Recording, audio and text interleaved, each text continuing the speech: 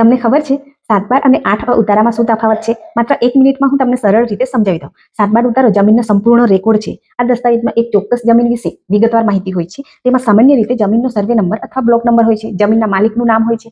જમીનનો વિસ્તાર હેક્ટર અથવા એકર કેટલું છે એ દર્શાવેલ હોય છે. જમીનનો પ્રકાર એટલે કે ખેતીવાડી જમીન છે, પડતર જમીન છે કે બાગાયત વગેરે. જમીનમાં કઈ ફસલ વાવવામાં આવી છે તેની માહિતી 7 બાર ઉતારામાં હોય છે. જો કોઈ લોન અથવા બોજ હોય તો તેની નોંધ પણ 7 બાર ઉતારામાં હોય છે. તેમજ હક ધારકોની માહિતી 7 બાર ઉતારામાં હોય છે. એટલે સરળ ભાષામાં કહીએ તો 7 બાર ઉતારો એટલે એક જમીનની સંપૂર્ણ માહિતી.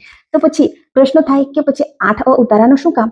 8 ઉતારો માલિકી અને હિસ્સેદારીની નોંધ બતાવે છે. આને ઘણી વખત ખાતા ઉતારો પણ કહેવામાં આવે છે. તેમાં ખાતા નંબર, માલિકોના નામ, દરેક માલિકનો હિસ્સો, જમીન સંબંધિત એમાં કોઈ ફેરફાર હોય તો તેની એન્ટ્રી હોય છે. એટલે સરળ ભાષામાં કહીએ તો 8 ઉતારો એટલે એક વ્યક્તિના નામે આવેલી બધી જમીનની માહિતી. ગુજરાતમાં જમીનના રેકોર્ડ જોવા માટે 2 મહત્વના દસ્તાવેજ છે.